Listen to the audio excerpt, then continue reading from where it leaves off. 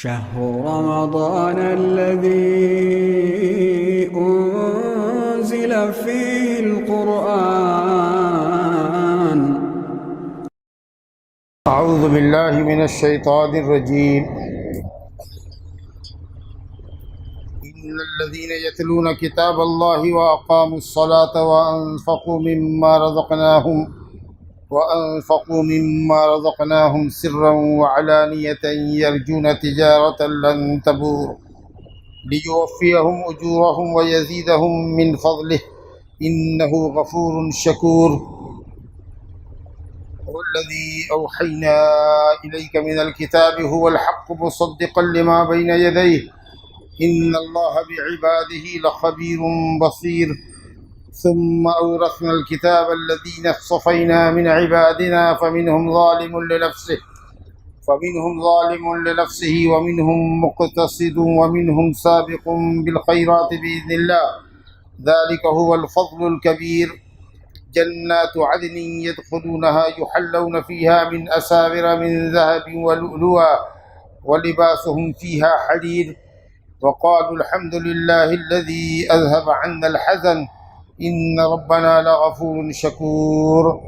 الذي أحلنا دار المقامة من فضله لا يمسنا فيها نصب ولا يمسنا فيها لغوب. والذين كفروا لهم نار جهنم لا يقضى عليهم فيموتوا ولا يخفف عنهم من عذابها كذلك نجزي كل كفور.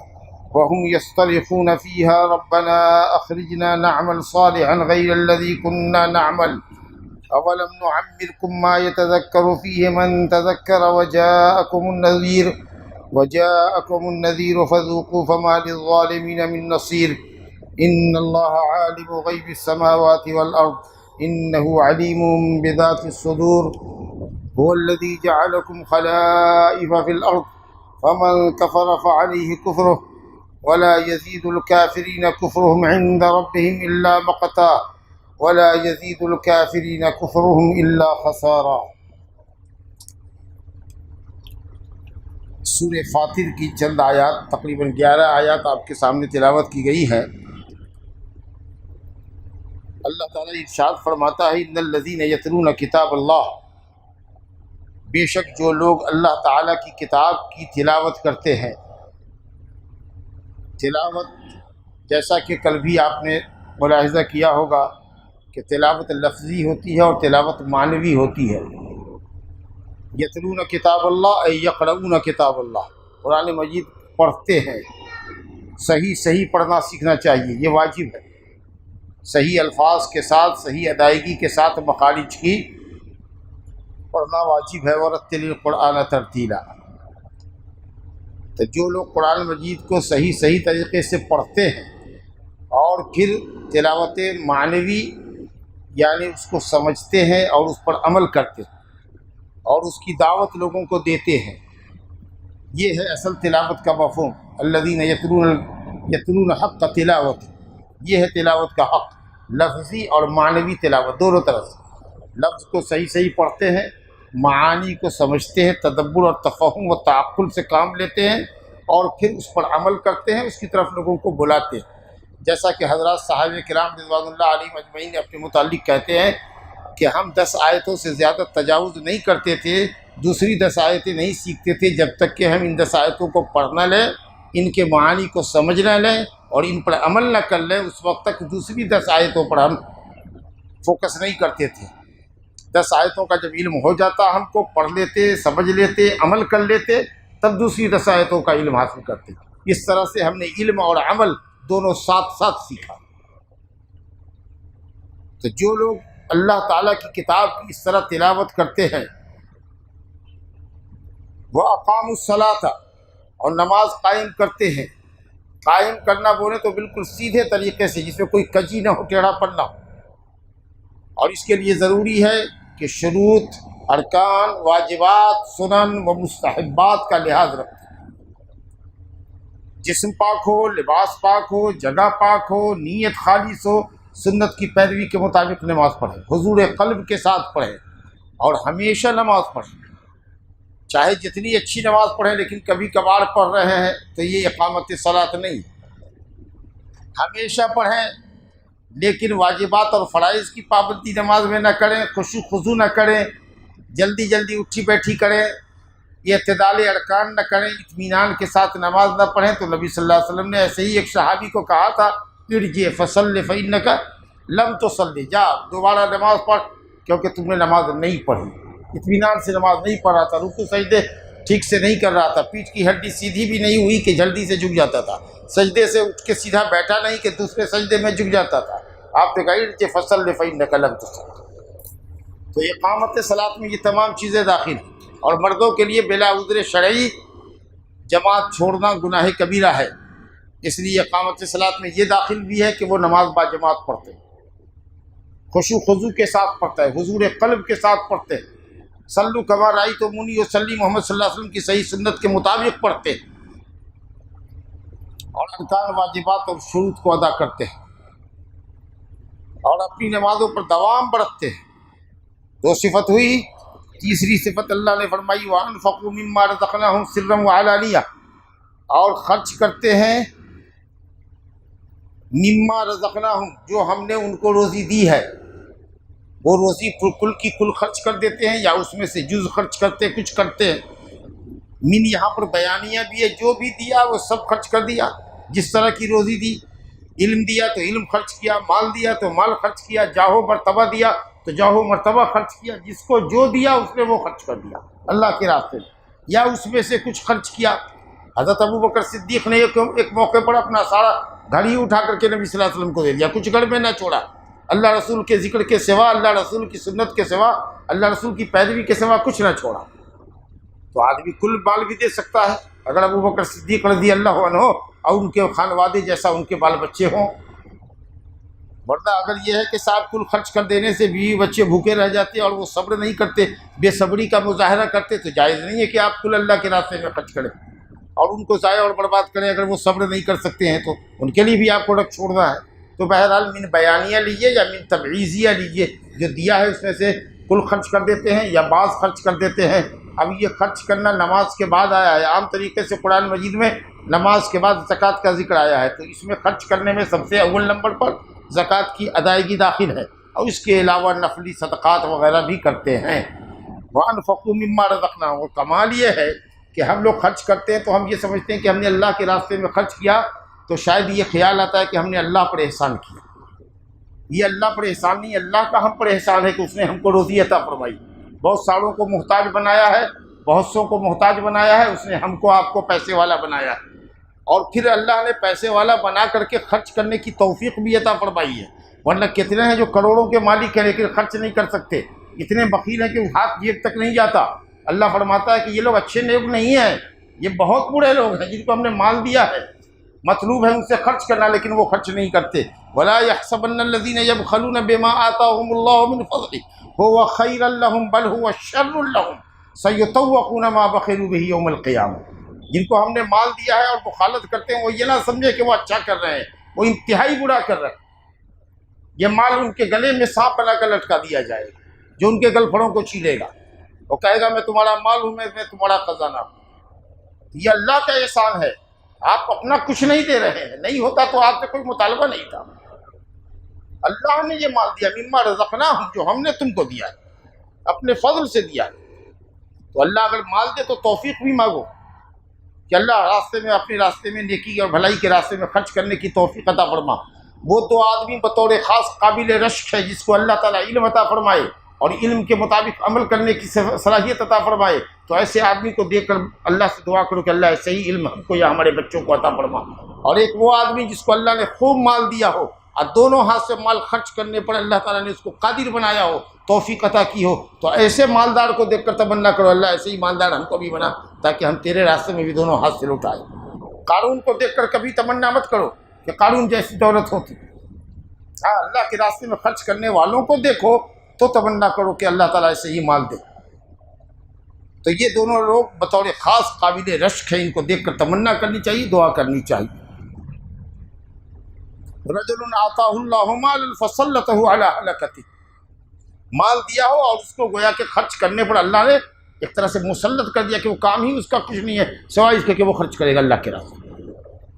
اللہ اور جو لوگ اللہ کے راستے میں خرچ کرتے ہیں کبھی بھی ان کا مال کم نہیں ہوتا، یہ موضوع کئی مرتبہ آ چکا ہے۔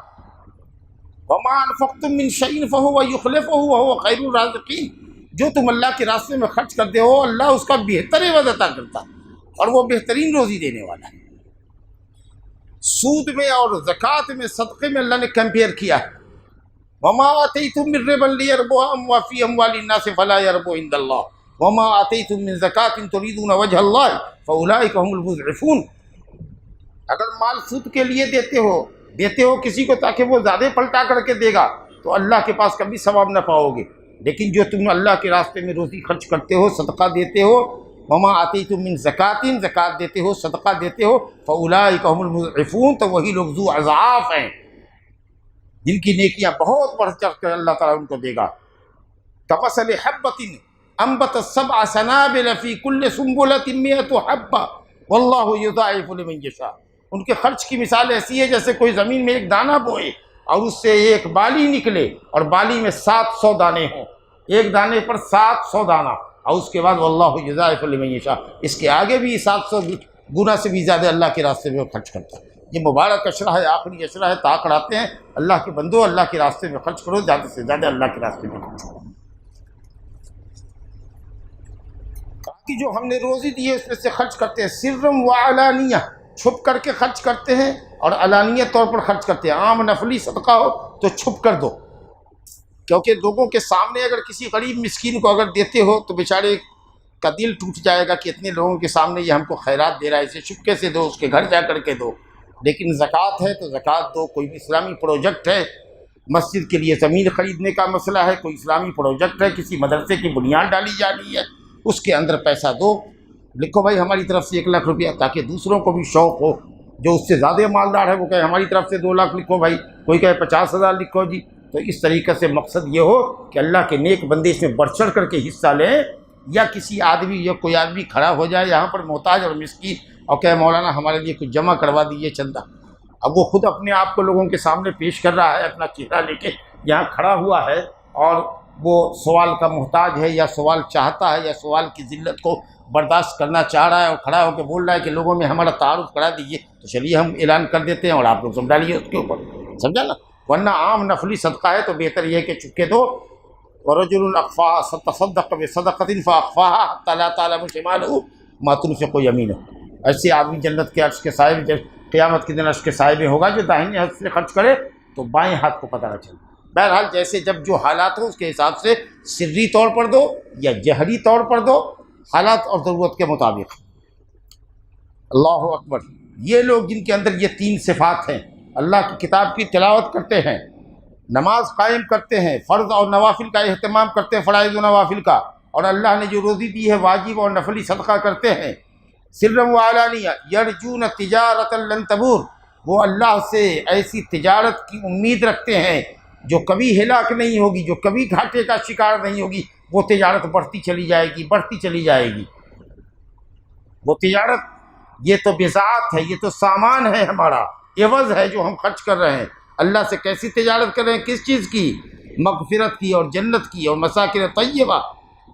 یا ایھا الذین آمنوا هل ادلکم علی تجارت، دیکھو لفظ تجارت آیا ہے، یا ایھا الذین آمنوا هل ادلکم علی تجارت تنجیکم من عذاب علیم، جو تم کو عذاب علیم سے نجات دے، ایسی تجارت نہ بتاؤں؟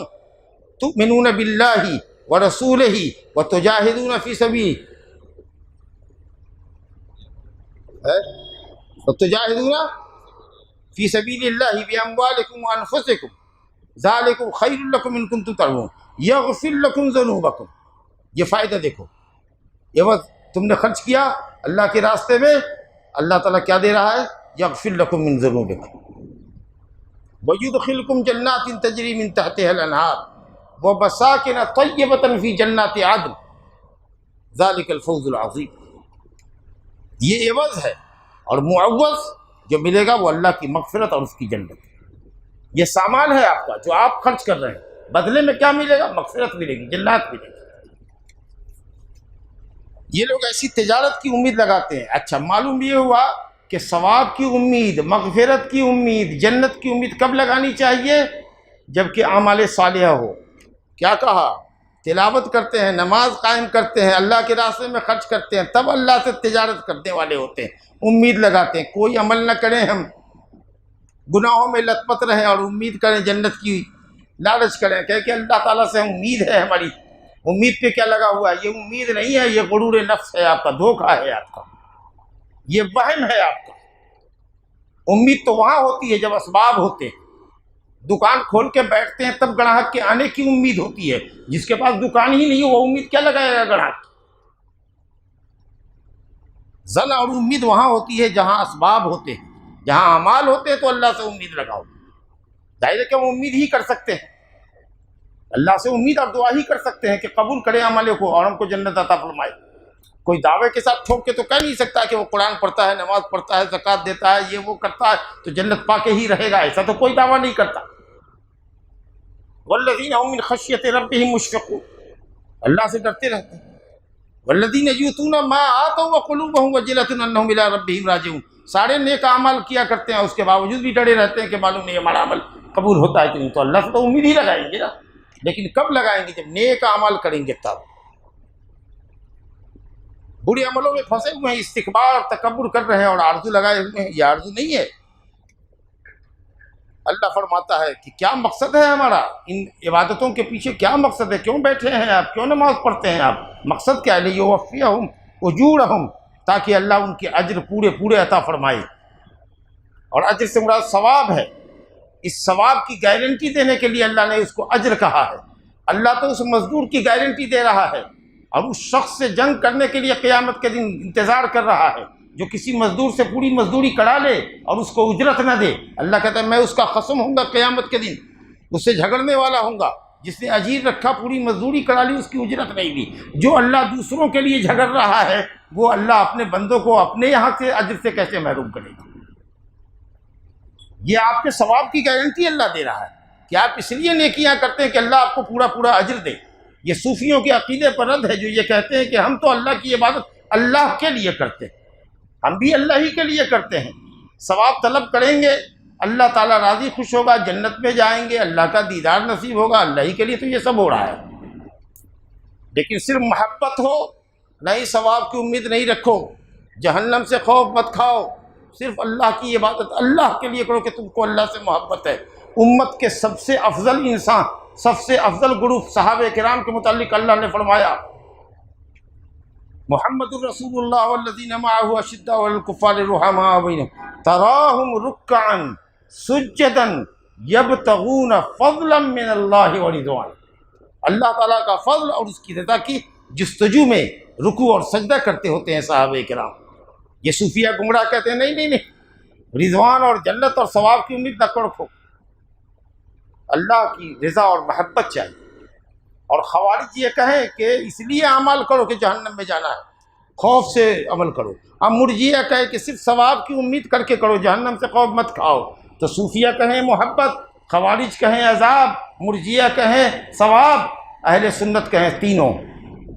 اللہ کی محبت، ثواب کی امید اور اللہ کا خوف، یہ تینوں عبادت کے لیے رکن ہے، تینوں ساتھ ہونی چاہیے۔ اللہ سے محبت بھی ہو، ثواب کی امید بھی ہو، عذاب کا خوف بھی ہو۔ یدعون ربهم خوفا وطمعا ومما رزقناهم ينفقون لیوفیہم اجورہم، تاکہ اللہ ان کو پورا اجر دے۔ پورا تو اجر دے گا ہی، ثواب دے گا۔ وَيَزِيدَهُم مِّن فَضْلِهِ، اور اپنے فضل سے زیادہ فرمائے گا۔ زیادتی کس چیز میں؟ ثواب میں اضافہ فرمائے گا، 10 گنا دے گا کم سے کم، 700 گنا، 700 گنا سے بھی آگے۔ اور کس چیز میں اضافہ کرے گا؟ عمل میں بھی اضافہ کرے گا۔ ایک آدمی اللہ کے لیے مخلص ہو کر ایک عمل نیکی کا کرتا ہے، اگر وہ عمل قبول ہو جاتا ہے، قسم اللہ کی، اللہ تعالیٰ اس کو دوسرے نیک عمل کی توفیق دیتا ہے۔ دوسرا عمل اس کا قبول ہوتا ہے، تیسرا عمل کرتا ہے، اعمال صالحہ کرنا بالکل اس کے لیے آسان کر دیتا ہے اللہ تعالیٰ۔ یہ ہے اللہ تعالیٰ کی طرف سے فضل اور زیادتی۔ برخلاف اس کے اگر کوئی ایک معصیت کرتا ہے، توبہ نہیں کرتا ہے، تو معصیت سے دوسری معصیت میں مبتلا ہوتا ہے، تیسری معصیت میں مبتلا ہوتا ہے، اس طرح گناہوں کا انبار جمع کرتا چلا جاتا ہے۔ تو اللہ تعالیٰ نیک عمل کرنے والوں کی عمر میں برکت دیتا ہے، اللہ تعالیٰ نیک عمل کرنے والوں کے اعمال میں برکت دیتا ہے، اللہ تعالیٰ نیک عمل کرنے والوں کے ثواب میں برکت دیتا ہے۔ انہ غفور شکور، یہ دو صفتیں اللہ تعالیٰ کی، وہ بڑا غفور ہے، گناہوں کو چھپانے والا اور گناہوں کا معاف کرنے والا، مواخذہ نہ کرنے والا، اور شکور کہ اس کی صفت یہ ہے کہ وہ کم عملوں پر زیادہ ثواب عطا کرتا ہے۔ اللہ شاکر ہے، بندوں کا شکر گزار ہوتا ہے، کا مطلب یہ ہے کہ کم عملوں پر زیادہ ثواب عطا کرتا ہے، یہ ہے اس کی شکر گزاری۔ اب نبی صلی اللہ علیہ وسلم کی عظمت اور قرآن کی عظمت کو دیکھیے، اللہ فرماتا ہے وَالَّذِي أَوْحَيْنَا إِلَيْكَ مِنَ الْكِتَابِ، اور وہ کتاب جو ہم نے آپ کی طرف وحی کی ہے، وَالَّذِي أَوْحَيْنَا إِلَيْكَ مِنَ الْكِتَابِ، وحی کس کو کہتے ہیں؟ اللہ رب العالمین کا اپنے کسی نبی اور رسول کے اوپر اپنی شریعت اتارنا، الاعلام، اعلام اللہ تعالی انبیاءہ ورسلہ بشریعت من شرائعہ، اللہ تعالیٰ کا اپنے کسی نبی اور رسول کو شریعت پہنچانا، شریعت سے باخبر کرنا، جس کے کئی طریقے ہیں۔ اللہ تعالیٰ وما کان لبشر ان یکلم الا وحیا او من وراء حجاب او یرسل رسولا فیوحی باذنہ ما یشاء، اللہ وحی کرتا ہے، اور عربی زبان میں وحی کہتے ہیں کسی کو کوئی چیز چپکے سے بتا دینا، ایسے بیٹھا ہوا کسی کو آنکھ سے اشارہ کر دیا، ہاتھ سے اشارہ کر دیا، چلو نکلو، یہ ہوئی وحی۔ بھئی کیا وحی ہوئی آپ کی؟ تو دونوں نکل گئے، ایک دونوں کا اشارہ، اس کونے سے لے کے اس کونے تک نظر لگی ہوئی تھی، اشارہ کر دیا، آنکھ سے نکل گیا۔ الاعلام بسرعہ فی خفائی، چپکے سے کسی کو کسی بات سے آگاہ کر دینا، بیٹھو، نکلو، چلو، ایسا کچھ کر دینا، ہاتھ کے اشارے سے، بھاؤں کے اشارے سے، آنکھ کے اشارے سے، سمجھا کہ نہیں؟ یا بغل میں ہے تو کان میں ہلکی سی کچھ بات کر دیا اور چپکے سے کھسک گئے، ہاں، تو اس کو لغت میں کہتے ہیں وحی۔ لیکن جو وحی ہے شرعی، وہ ہے اللہ رب العالمین کا رسول کے ذریعے، یا دل میں القاء کے ذریعے، یا اومی ورائے حجاب، یا پردے کے پیچھے بیک ساؤنڈ کے ذریعے، سمجھا کہ نہیں؟ اپنی شریعت سے اپنی نبیوں کو، رسولوں کو باخبر کرنا۔ بہرحال یہ کتاب اللہ کے نبی ہم نے آپ کی طرف وحی کی ہے، وحی اوپر سے یہ کتاب آئی ہے، یہ اللہ کا کلام ہے، یہ مخلوق نہیں ہے، یہ کلام اللہ، اللہ کا کلام ہے، یہ کتاب ہے جو لوح محفوظ میں لکھی ہوئی ہے، جو فرشتوں کے ہاتھ میں صحیفوں کے شکل میں لکھ کے دی گئی ہے، یہ کتاب ہے جو 2 جلدوں کے درمیان مصحف کے اندر لکھی گئی، جو سینوں میں محفوظ ہے، مصاحف میں لکھی ہوئی ہے، لوح محفوظ میں لکھی ہوئی ہے، جو اللہ ہی کی طرف سے آئی ہے اور اسی کی طرف پلٹ جائے گی، منہ بدا وإلیہ یعود، هو الحق، وہی حق ہے، جو ہم نے کتاب آپ کی طرف وہی کی ہے، اتاری ہے، وہی حق ہے، سچی باتوں کی طرف رہنمائی کرنے والی کتاب، صحیح خبر کی نشاندہی کرنے والی کتاب، احکام شریعت جتنے بھی ہیں اس کے اندر، چاہے بجا لانے سے تعلق رکھتے ہوں یا بچنے سے ہو، مبنی بر عدل اور انصاف ہیں، کوئی قانون کہیں نہیں ہے جس میں جور اور ظلم ہو، تمام باتیں صحیح، هو الحق۔ اس کا مطلب یہ ہے کہ قرآن کے خلاف اگر کوئی بھی چیز ہے تو بالکل واللہ باطل ہے، قرآن کے خلاف اگر کوئی بھی بات ہے، اللہ کے اس کلام کے خلاف، تو باطل ہے، هو الباطل۔ اگر یہ هو الحق ہے تو اس کے علاوہ اس کے مخالف میں جو ہے هو الباطل، وہی باطل ہے۔ مصدقا لما بین یدیہ، یہ کتاب اپنی اگلی کتابوں کی تصدیق کرتی، تمام آسمانی کتابوں کی تصدیق کرتی ہے، توریت کی، انجیل کی، زبور کی، صحف ابراہیم اور موسیٰ، کہ یہ سب اللہ تعالیٰ کی کتابیں ہیں، اللہ کے کلام ہیں، جو اپنے اپنے وقت کے نبیوں پر اتاری گئے، کلام اتارے گئے، تمام کتابوں کی تصدیق کرتی ہے، اس کی اہم اہم تعلیمات کو قرآن نے اپنے اندر محفوظ کر رکھا ہے۔ تو قرآن مجید تمام آسمانی کتابوں کی تصدیق کرتی ہے، اور قرآن مجید مصدق بھی ہے، تمام آسمانی کتابوں نے بھی اس کی تصدیق کی ہے۔ کون سی آسمانی کتاب ہے جس میں قرآن مجید کی بشارت نہ ہو؟ کون سا رسول ہے جس میں نبی صلی اللہ علیہ وسلم کی بشارت آنے کی نہ دی ہو؟ انہ لفی زبر الاولین، اللہ کہتا ہے کہ یہ پہلے صحیفوں کے اندر بھی قرآن مجید کے متعلق لکھا ہوا ہے کہ قرآن آئے گا، یہ آخری کتاب ہوگی۔ وَإِنَّهُ لَفِي زُبُرِ الْأَوَّلِينَ، اولین انبیاء کرام کے زبر کے اندر، صحیفوں کے اندر قرآن مجید کی نشاندہی موجود ہے۔ اور اللہ رب العالمین نے تمام انبیاء سے وعدہ لیا ہے، وَإِذْ أَخَذَ اللَّهُ مِيثَاقَ النَّبِيِّينَ لَمَا آتَيْتُكُم مِّن كِتَابٍ وَحِكْمَةٍ ثُمَّ جَاءَكُمْ رَسُولٌ مُصَدِّقٌ لِّمَا مَعَكُمْ لَتُؤْمِنُنَّ بِهِ وَلَتَنصُرُنَّهُ قال أقررتم وأخذتم على ذلكم إصري قالوا أقررنا قال فاشهدوا وأنا معكم من الشاهدين۔ اللہ نے نبیوں سے بشارت، نبیوں سے وعدہ لیا کہ اگر تمہارے زمانے میں محمد رسول اللہ صلی اللہ علیہ وسلم آتے ہیں تو آپ کو ان کو فالو کرنا۔ بعض علماء نے کہا، تو مفسرین نے، کہ اللہ نے تمام نبیوں سے وعدہ لیا کہ جس نبی کی زندگی میں دوسرا نبی آئے اس کی وہ تصدیق کرے، اور اگر چلا جاتا ہے تو اپنی قوم کو کہہ کے جائے کہ آگے جو رسول آنے والا ہے، نبی آنے والا ہے، اس کی تصدیق کرو۔ ایک تفسیر تو یہ ہے، اور دوسری تفسیر یہ ہے کہ تمام انبیاء سے اللہ نے عہد لیا کہ جو آخری نبی آخر الزمان صلی اللہ علیہ وسلم آئیں گے ان پر آپ ایمان لانا، لَتُؤْمِنُنَّ بِهِ وَلَتَنصُرُنَّهُ۔ اللہ نے کہا قال تم وَأَخَذْتُمْ عَلَىٰ ذَلِكُمْ إِصْرِي، تم نے اقرار کیا اور میرے اس ثقیل عہد کو پورا کرنے کا وعدہ کیا، اس معنی العہد الثقیل۔ قالوا اقررنا، ہم نے اللہ اقرار کیا۔ قال فاشهدوا، گواہ رہو، وانا معکم من الشاہدین، اور میں بھی تمہارے ساتھ گواہ ہوں تمہاری اس اقرار پر۔ مصدقا لما بین یدیہ ان اللہ بعبادہ لخبیر بصیر، بے شک اللہ اپنے بندوں پر انتہائی خبر رکھنے والا ہے، انتہائی چھپی ہوئی باتوں کی خبر رکھنے والے کو خبیر کہتے ہیں، اور بصیر انتہائی دیکھنے والا ہے۔ اس میں ترغیب بھی ہے، ترہیب بھی۔ جو صحیح عمل کرے گا، ایمان لائے گا، اس کے لیے بشارت ہے، جو ان وضاحتوں کے باوجود بھی ایمان نہیں لائے گا اس کے لیے تخویف ہے، ترہیب ہے۔ اللہ اکبر۔ یہ وہی جو اللہ نے محمد صلی اللہ علیہ وسلم کی طرف اتاری ہے، جو تمام آسمانی کتابوں کی تصدیق کرتی ہے، اور تمام آسمانی کتابوں میں اس کا ذکر موجود ہے۔ اللہ فرماتا ہے کہ یہ اس عظیم کتاب کو، جو رہتی دنیا تک انسانوں کی رہنمائی کرنے والی کتاب ہے، اللہ کہتا ہے کہ ہم نے اس کتاب کا وارث بنایا ہے ان بندوں کو جن کو ہم نے چنا ہے، اور وہ بندے جس کے لیے یہ قرآن اترا ہے کون ہے؟ یہ امت محمدیہ کے افراد ہیں۔ یہ دنیا کی سب سے چنندہ قوم ہے، سب سے افضل امت ہے۔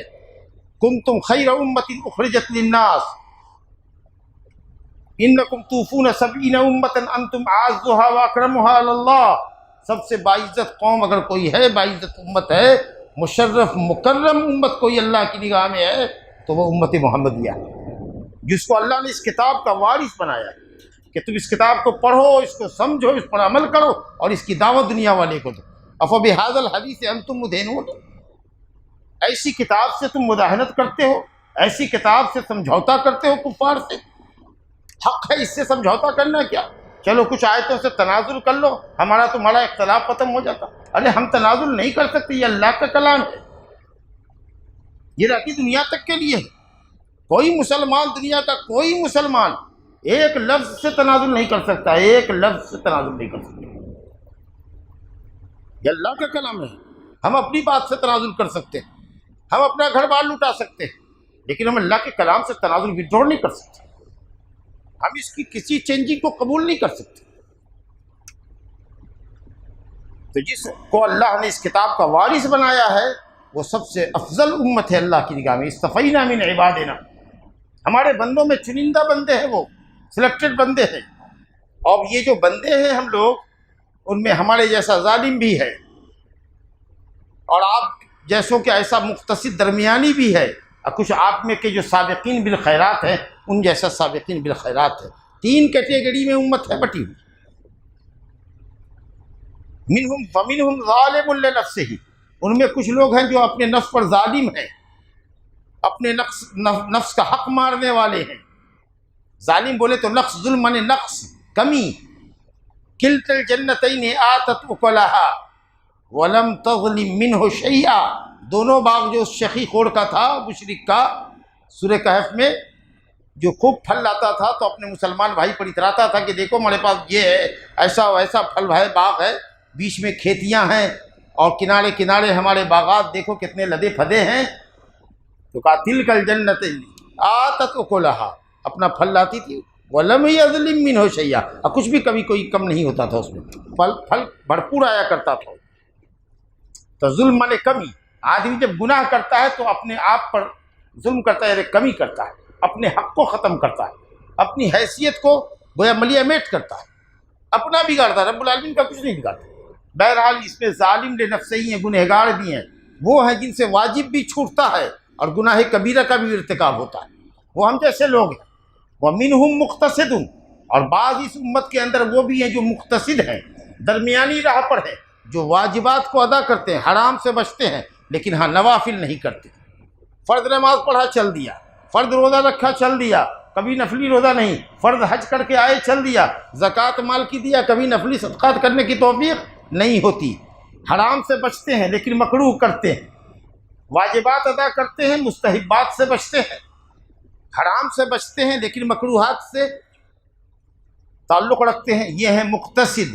وَمِنْهُمْ سَابِقٌ بِالْخَيْرَاتِ بِإِذْنِ اللَّهِ، اور اللہ کی اذن سے، یہ سب لوگ اللہ ہی کے اذن سے کرتے ہیں، کوئی بغیر اللہ کی توفیق کے کچھ نہیں کرتا۔ اور کچھ ان میں ہیں جو سابقون بالخیرات، نیکیوں میں سبقت کرنے والے لوگ ہیں، جو واجبات و مستحبات بھی ادا کرتے ہیں اور حرام کے ساتھ ساتھ مکروہات سے بھی پرہیز کرتے ہیں، یہ سابقون بالخیرات۔ اللہ اکبر۔ آپ دیکھیے سب سے پہلے اللہ نے ظالم لنفسہ کا ذکر کیا، ظالم لنفسہ کا، تاکہ ہم جیسے گنہگار اللہ کی رحمت سے مغفرت سے مایوس نہ ہوں۔ معافی کا دروازہ کھلا ہوا ہے ظالموں، اللہ سے معافی مانگو اپنے گناہوں کی۔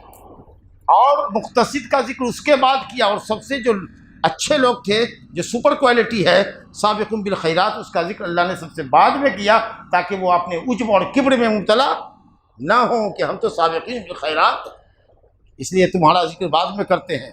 نیز جنت میں زیادہ تعداد ظالم لنفسہ کی ہوگی، نیک عمل کرنے والے جن سے کوئی برائی نہ ہو یا مستحب بھی نہ چھوٹے، مکروہ کا بھی ارتکاب نہ ہو، ایسے لوگ کم ہوں گے، ایسے لوگ کم ہوں گے۔ الذین آمنوا وعملوا الصالحات وقلیل ما ہم، وہ بہت کم ہوں گے، زیادہ تر مجرمین کی تعداد ہوگی جن کو اللہ تعالیٰ اپنے فضل سے معاف کرے گا، شفاعت کرنے والوں کی شفاعت سے جہنم سے کی راہ سے ہٹا کر جنت کی راہ پہ لگاوے گا، یا جہنم سے نکال کر کے جنت میں ڈالے گا، ایسے لوگوں کی تعداد جنت میں زیادہ ہوگی، تو اس لیے ان کا ذکر کیا گیا کہ وہ جنت میں زیادہ ہوگی، ٹھیک ہے؟ یا اس لیے کہ یہ ظالم لنفسہ ہی مایوسی کے شکار نہ ہو، اللہ سے اپنے گناہوں کی معافی چاہے۔ وَذَلِكَ هُوَ الْفَضْلُ الْكَبِيرُ، اور اس سے بڑا کوئی فضل نہیں ہو سکتا، بہت بڑا یہ فضل ہے، اس سے بڑا فضل کیا ہوگا؟ لوگ سمجھتے ہیں کہ فضیلت یہ ہے کہ ہمارے پاس محل جیسا مکان ہو، لگژری گاڑی ہو، خوبصورت بیوی ہو، کئی بیٹے ہوں ہمارے آگے پیچھے کھڑے ہوں ہماری خدمت کے لیے، یہ فضل ہے۔ واللہ یہ فضل نہیں ہے، فضل یہ ہے کہ آدمی اللہ رب العالمین کے واجبات اور فرائض کو ادا کرے، مکروہات سے بچے، مستحبات کی بھی بجاوری کرے، اللہ رب العالمین کا نیک بندہ بن کے رہے، کچھ گناہ ہو جائے تو توبہ کر لے، اس سے بڑی فضیلت اور کچھ نہیں ہو سکتی۔ جنات عدن یدخلونها، یہ تینوں کیٹیگری کے جو لوگ ہیں، ظالم لنفسہ ہی، مقتصد اور سابق بالخیرات، یہ جنات عدن یدخلونها، جنات عدن میں یہ سب داخل ہوں گے۔ قسم اللہ کی، آنکھ کے آنسو سے یہ واو لکھنے کے لائق ہے، یدخلونها، وہ سب داخل ہوں گے، یدخلوها نہیں، یدخلونها جمع کا صیغہ ہے، اللہ کہتا ہے سب کو جنت دیں گے۔ اب اس سے بڑی ڈھارس بندھانے والی آیت ظالموں کے لیے کیا ہو سکتی ہے؟ گنہگاروں کے لیے، جو واجبات کو ترک کرتا ہے، گناہ کبیرہ کا مرتکب ہے، جو زناکار ہے، جو شراب نوشی کرنے والا ہے، جو چور ہے، مکار ہے، جو سود خوار ہے، جو رشوت خور ہے، اس سے اچھی اس کو کیا موقع اس کو اللہ تعالیٰ دے گا کہ تو اپنے گناہ سے توبہ کر کے آ میری جنت عدن میں داخل ہو جائے۔ اللہ تعالیٰ کے سامنے آنسوئے ندامت بہاؤ، اپنے گناہوں کی سیاہی دھلو اللہ تعالیٰ سے۔ اللہ کہتا ہے یدخلونها، تم سب جنت میں داخل ہو۔ علماء نے کہا کہ آنکھ کے آنسو سے اس آیت کو لکھو، اس واو کو لکھو، بڑا ہے، یہ نہیں کہا کہ وہ صرف سابقون بالخیرات کو جنت دے گا، مقتصد کو جنت دے گا، ہم جیسے ظالموں کو بھی اللہ تعالیٰ کہہ رہا ہے کہ تو بھی آئے گا ادھر جنت، گناہ سے توبہ تو کر۔ یدخلونها یحلون فیہا من اساور من ذہب، جہاں تم کو ہم سونے کے کنگن پہنائیں گے۔ یہاں ایک سونے کی انگوٹھی پہننے کے لیے مومن موحد ترس رہا ہے، چاہتا ہے لیکن نہیں پہن سکتا کیونکہ یہ حرام ہے، کروڑوں پتی ہے لیکن حرام ہے، نہیں پہن سکتا سونے کی انگوٹھی، ہیرے جواہرات کی پہن سکتا لیکن سونا نہیں پہن سکتا۔ تو اللہ کہتا ہے ہم سونے کا کنگن پہنائیں گے، لولون موتیوں کا کنگن پہنائیں گے، ہیرے جواہرات کا کنگن پہنائیں گے۔ اور اللہ تعالیٰ نے کہا وَحُلُّوا أَسَاوِرَ مِن فِضَّةٍ وَسَقَاهُمْ رَبُّهُمْ شَرَابًا طَهُورًا إِنَّ هَذَا كَانَ لَكُمْ جَزَاءً وَكَانَ سَعْيُكُمْ مَشْكُورًا۔ سورہ دہر میں چاندی کا کنگن پہنائیں گے۔ اب سوچئے کہ جواہیرے کا کنگن ہو، سونے کا کنگن ہو اور چاندی کا کنگن ہو، کیا منظر ہوگا خوبصورت۔ یا کبھی یہ کبھی یہ کبھی یہ تنوع کے ساتھ بدل بدل کر کے، وَلِبَاسُهُمْ فِيهَا حَرِيرٌ، اور لباس ریشم کا ہوگا۔ ریشم میں بھی دنیا بھر کی کوالٹی ہے، موٹا ریشم تو پتلا ریشم تو رنگین ریشم تو وائٹ ریشم تو وغیرہ وغیرہ۔ يَلْبَسُونَ مِن خُضْرٍ ثِيَابًا مِن خُضْرٍ وَسُندُسٍ مِن سُندُسٍ وَخُضْرٍ وَإِسْتَبْرَقٍ۔ دیکھا نا، وقالوا الحمدللہ، اور جب جنتی جنت میں چلا جائے گا تو کہے گا الحمدللہ، تمام تعریف اللہ کے لیے۔ کیوں اللہ کے لیے تعریف ہے؟ کمال محمود ہے وہ، ہمارا محمود جس کی ہم تعریف کرتے ہیں وہ اپنی صفت کمال سے، وہ اپنی اس کی جملہ صفات کمالیہ، اور اس لیے کہ اس نے ہم پر انعام فرمایا ہے۔ اللہ کا حمد، اللہ کی حمد و ثنا دو وجہ سے، اس لیے کہ وہ تمام صفات کمال سے متصف ہے، اس لیے کہ وہ ہم پر احسان کر رہا ہے، نعمت فرما رہا ہے۔ جبکہ اللہ تعالیٰ کے لیے شکر کا کلمہ کب بولتے ہیں؟ جب وہ نعمت ہو، تو نعمت کے مقابلے میں شکر ہوتا ہے، لیکن حمد دو وجہ سے ہوتا ہے، اس لیے کہ وہ صفات کمال سے متصف ہے، اس لیے کہ وہ ہم پر نعمت فرماتا ہے۔ الحمدللہ، اس نے کہا الحمدللہ الذی اذھب عنا الحزن، جو ہم سے ہر ہم و غم کو لے گیا۔ جنت میں آنے سے پہلے دنیا میں ہر طرح کا ہم و غم تھا، معلوم نہیں قبر میں کیا ہوگا، معلوم نہیں حشر میں کیا ہوگا، معلوم نہیں پل صراط کیسے پار کریں گے، معلوم نہیں، اتنے ہم و غم تھا۔ آج اللہ نے جنت داخل کر کے تمام ہم و غم کو ہمارے ختم کر دیا۔ ان ربنا لغفور شکور، بے شک ہمارا رب البتہ بہت بخشنے والا اور بہت عنایت کرنے والا ہے، جو کم عمل کے اوپر زیادہ ثواب دیتا ہے۔ الذی احلنا دار المقامۃ من فضلہ، جس نے ہم کو ٹھہرنے کی جگہ میں رکھا ہے، ہمیشہ ٹھہرنے کی جگہ۔ جنت ہمیشہ ٹھہرنے کی جگہ ہوگی، کبھی بھی آدمی لا یبغون عنہا حولا، وہاں سے تبدیلی مکان بھی نہیں چاہے گا۔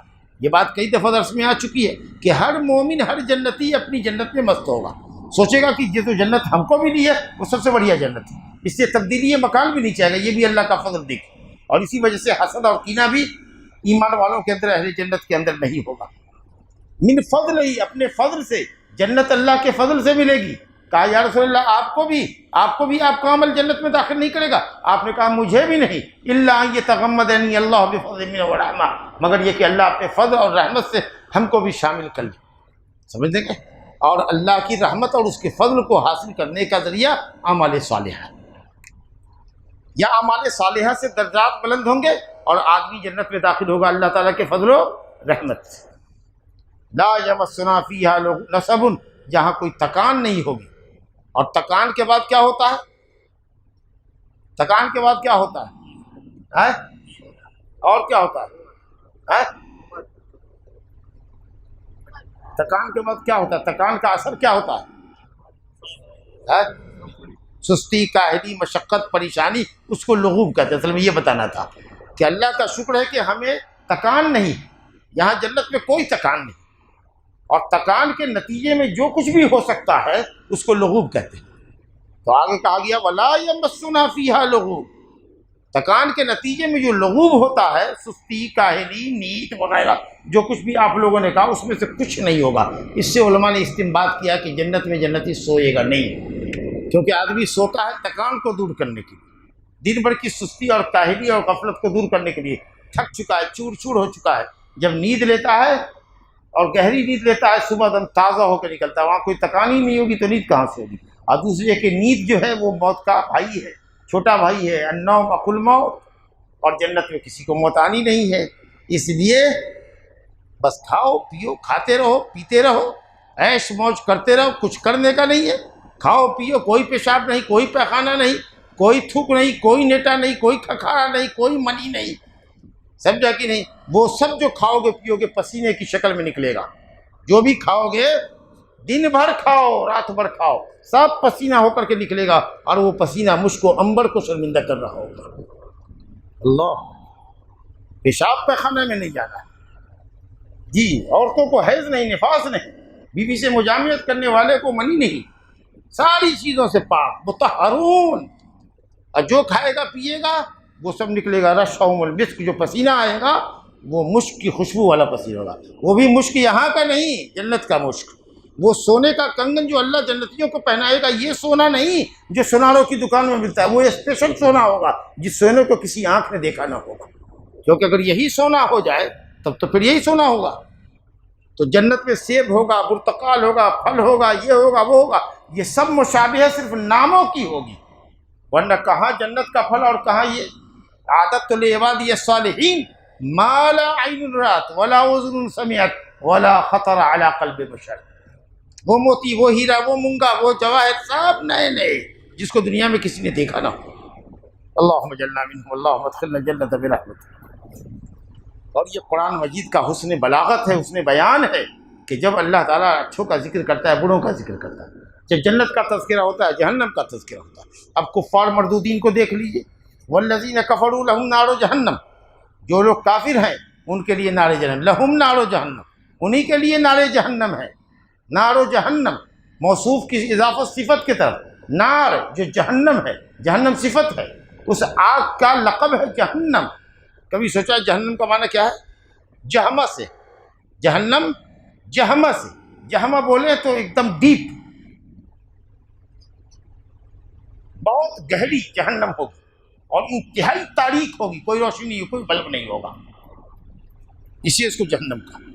اور جنت کو جنت کیوں کہتے ہیں؟ کہ اس میں بہت زیادہ باغ ہوں گے، اتنا باغ ہوگا کہ ہرا کچوڑ ہوگا، کوئی دکھے گا نہیں، سمجھا کہ نہیں؟ اتنی ہریالی ہوگی، اتنے گھنے باغات، اور اسی میں سونے چاندی کا مال ہوگا۔ دیکھتے نہیں مصنوعی لوگ لگاتے ہیں اپنے پارک میں، کتنے پھول سجاتے ہیں، گملے لیتے ہیں، حالانکہ بیڈ روم میں جو ہوتا ہے وہاں بھی 2-4 گملے ہوتے ہیں، ان کے ہریالی چاہیے۔ اور جو اللہ کا باغ ہی باغ ہوگا، ہرا کچوڑ ہی ہوگا، سمجھا کہ نہیں؟ اس کا کیا کہنا ہے باغ کا؟ اور یہاں نار جہنم ہے جو انتہائی گہری جہنم ہوگی، لا یقضی علیہم فیموتوا، ان کے خلاف کوئی فیصلہ نہیں کیا جائے گا کہ وہ مریں، موت کا فیصلہ نہیں کیا جائے گا، مر جائیں گے تو آرام پا جائیں گے، اور زندگی کی بھی نعمت اور لذت نہیں ملے گی، تو نہ زندگی ہوگی نہ موت ہوگی، عذاب ہی عذاب ہوگا۔ لا یقضی علیہم فیموتوا ولا یخفف عنہم من عذابها، نعوذ باللہ، عذاب ایک پل کے لیے کم نہیں ہوگا۔ خفف عنا یوما من العذاب، کہو نا ادعوا ربکم، فرشتوں سے کہیں گے جہنم کے داڑھوں سے، اپنے تو منہ نہیں ہے کہ اللہ سے دعا کریں، یہاں تو منہ چڑھاتے تھے، اللہ تعالیٰ کی توحید والوں کا منہ چڑھاتے تھے، تو وہاں اللہ کو بھی نہیں پکار سکیں گے، جاڑو گئے جہنم کو کہیں گے آپ دعا کر دیجیے نا ہمارے لیے، خفف عنا یوما من العذاب، ایک دن کم کر دے، بس ایک دن، ہر دن نہیں چاہتے، ایک دن زندگی کا مزہ چاہتے ہیں، بس ہمیشہ کے لیے عذاب ہٹا دے، نہیں، ہر دن کے لیے نہیں، ایک دن بس، کہا نہیں کچھ نہیں ہوگا، کہیں گے وَنَادَوْا يَا مَالِكُ لِيَقْضِيَ عَلَيْنَا رَبُّكَ، اے مالک، اے داروغہ جہنم، کہو اللہ رب العالمین کو کہ موت دے دے، وَنَادَوْا يَا مَالِكُ لِيَقْضِيَ عَلَيْنَا رَبُّكَ قَالَ إِنَّكُمْ مَاكِثُونَ، یہی ادھر چھاڑو، کہیں نہیں نکلنا ہے، موت بھی نہیں آئے گی، جب جب چمڑا جل جائے گا چمڑا بدل دیں گے، عذاب مسلسل ہوتا رہے گا۔ کل بھی بتایا تھا نا کہ معتزلہ اور خوارج کہتے ہیں کہ رہتے رہتے رہتے رہتے رہتے جہنم میں آگ کی صفت بن جائے گی جہنمیوں کی، پھر آگ میں ہی ان کو مزہ آئے گا۔ اللہ کہتا ہے کہ عذاب کا مزہ چکھو، ذوقوا عذاب السعیر، ذوقوا عذاب الحریق۔ یہ معتزلی کہتا ہے مردود کہ جہنم میں رہتے رہتے ان کی طبیعت جہنمی بن جائے گی تو جہنم میں ان کو تکلیف نہیں ہوئے گی۔ لا حول ولا قوت الا باللہ۔ اللہ کہتا ہے کذالک نجزی کل کفور، ہر کافر کو ہم ایسے ہی سزا دیتے ہیں۔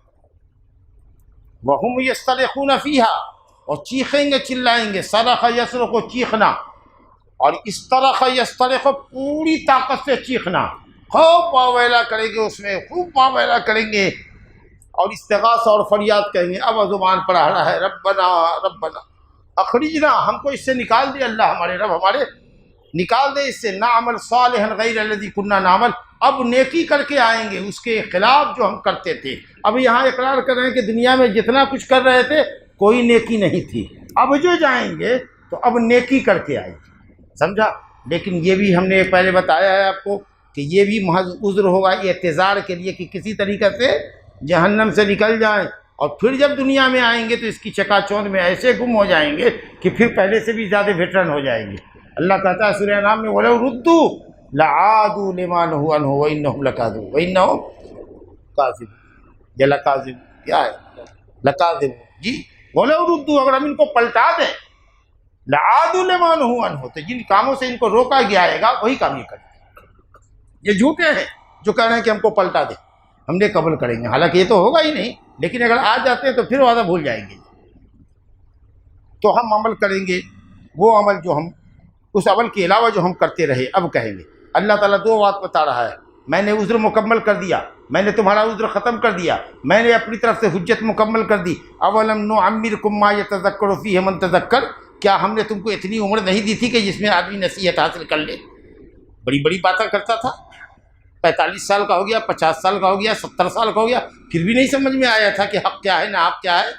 اتنی عمر تو بہت ہوتی ہے سمجھنے کے لیے، سب چیز کی پرکھ تمہارے اندر تھی، لیکن باطل اور صحیح دھرم میں فرق نہیں عطا کیا تھا، اس کے لیے کبھی نہیں سوچا، خالی دشمنی میں لگا رہا اسلام کے، ذرا سا ادھین بھی تو کرتا اسلام کا، تھوڑا سا قرآن تو پڑھتا، اطمینان سے تو پڑھتا ہے تاکہ تم کو سمجھ میں آتا، ہو سکتا ہے تمہاری آنکھ پر پڑا ہوا پردہ ہٹ جاتا۔ اتنی عمر نہیں دیا تھا ہم نے۔ وَجَاءَكُمُ النَّذِيرُ، اور ہماری طرف سے ڈرانے والا بھی آیا تھا۔ وَإِن مِّنْ أُمَّةٍ إِلَّا خَلَا فِيهَا نَذِيرٌ، دنیا میں کوئی قوم نہیں گزری مگر اللہ تعالیٰ نے اسے ڈرانے والا بھیجا۔ حضرت نوح علیہ السلام پہلے نبی ہیں جس نے اپنی قوم کو شرک سے ڈرایا۔ دعوت قومی لیلا ونہارا، جی دعوت قومی لیلا ونہارا فلم یزدہم دعائی الا فرارا وانی کلما دعوتہم لتغفر لہم جعلوا اصابعہم فی آذانہم واستغشوا ثیابہم واصروا واستکبروا استکبارا، تو کان میں انگلیاں ٹھوستے تھے، چہرہ چھپا لیتے تھے، راستہ کٹ کے منہ سے نکل جاتے تھے کہ وہ دیکھے نہیں، بلائے نہیں۔ اور یہ نبی آخر زمان جو آخری نذیر بن کر کے آیا اور اس کی دعوت کو علماء پھیلا رہے ہیں اور جہنم سے ڈرا رہے ہیں، تو نے اس نبی کو بھی کہا کہ اجعل الآلہۃ الہا واحدا، اتنے سارے آئیڈلس کو اتنے سارے بتوں کو چھوڑ کے صرف ایک اللہ کی پرستش کریں، اتنے سارے پیروں کو چھوڑ کر کے، اتنی ساری درگاہوں کو چھوڑ کر کے صرف ایک اللہ کے در کے بھکاری بنے؟ نہیں، ہم کو بھکاری رہنے دو 100 دروازے کا، جا تو بھکاری رہا، جا تو 100 دروازے پر سر ماتھا ٹیک، ہم تو صرف ایک کے پاس ٹکیں گے جس کے پاس سب کچھ ہے۔ سمجھا کہ وہ ایک سجدہ جسے تو گراں سمجھتا ہے 1000 سجدوں سے دیتا ہے آدمی کو نجات۔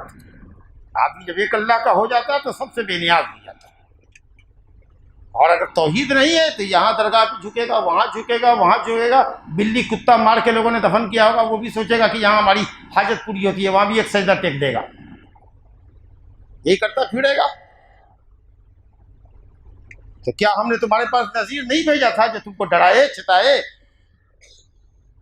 فذوقوا چکھو، فما للظالمین من نصیر، تم جیسے ظالموں کا کوئی مددگار نہیں ہے، کوئی سفارشی نہیں ہے، کوئی اللہ کے عذاب کو تم سے ہٹا نہیں سکتا۔ ان اللہ عالم غیب السماوات والارض، یہ باتیں کون کہہ رہا ہے؟ وہ اللہ عالم الغیب کہہ رہا ہے جو زمین اور آسمان کے چھپے ہوئے رازوں کو جانتا ہے، مطلق غیب کا جاننے والا ہے، جس کو کوئی مخلوق نہ جانتی ہو وہ غیب اللہ جانتا۔ انہ علیم بذات الصدور، وہ تو سینے کے اندر جو ہے اس میں بھی جو بات چھپی ہوئی ہے، سینے کے اندر کیا ہے؟ دل، اور دل عقل کی جگہ ہے، عقل دل میں ہوتا ہے، عقل کہاں ہوتی ہے؟ دل میں ہوتی ہے عقل، فکر، تو سینوں کے اندر جو دل ہے تمہارے، اور دل میں جو تم نے چھپا رکھا ہے اس کو بھی اللہ جانتا ہے۔ انہ علیم بذات الصدور هو الذی جعلکم خلائف فی الارض، وہی اللہ ہے جس نے تم کو زمین میں خلائف بنایا، خلیفہ کی جمع ہے، باپ بوڑھا ہوا تو بیٹا جوان ہوا، بیٹا بوڑھا ہوا تو پوتا جوان ہوا، ایک حکومت گئی تو دوسری حکومت آئی، ایک پارٹی کی حکومت گئی تو دوسری پارٹی آئی، مسلمان حکومت کر کے گیا ہے تو اب کافروں کی حکومت آ رہی، پھر کافر جائیں گے، پھر مسلمان آئیں گے، سمجھا کہ نہیں؟ اس طریقے سے حکومتیں بدلتی رہی، افراد بدلتے رہے، ایک کے بعد ایک خلیفہ آتا رہا۔ فمن کفر فعلیہ کفرہ، سن لو جو کفر کرے گا وہ خود اپنے کفر کی سزا بھرے گا، بھگتے گا، اللہ کا کچھ نہیں بگڑے گا۔ بلکہ کافر اگر کفر کرتا ہے تو جس قدر کفر میں زیادہ بڑھتا جاتا ہے اسی قدر وہ اللہ تعالیٰ کے غضب کا زیادہ شکار ہوتا چلا جاتا ہے۔ جو آگ متتا ہے نا وہ اپنی آگ میں جلدی جلتا ہے، جو لوگ مت رہے ہیں آگ ان کو متنے دو۔ وما یزید الکافر ولا یزید الکافرین، کافروں کا کفر جتنا بڑھے گا اللہ کا عذاب اتنا بھڑکے گا اور وہ اللہ کی گرفت میں آئیں گے۔ ولا یزید الکافرین کفرهم الا خسارا، اور کافروں کا کفر جتنا بڑھے گا اتنا ہی وہ خسارے میں پڑیں گے۔ اور مومنوں تمہارا ایمان جتنا بڑھے گا اور تمہارے اعمال جتنے بڑھیں گے تم اتنا ہی اللہ رب العالمین کے مقرب بنو گے۔ اللہ تعالیٰ اپنے فضل و کرم سے ہم سب لوگوں کو اپنے قریب رہنے والوں بندوں میں اور نیکیاں کر کے اللہ سے قربت حاصل کرنے والے بندوں میں ہمارا آپ کا شمار فرمائے۔ انہ تعالی سمیع مجید، وصلی اللہ علی نبینا محمد وعلی آلہ وصحبہ اجمعین، وآخر دعوانا ان الحمد للہ رب العالمین۔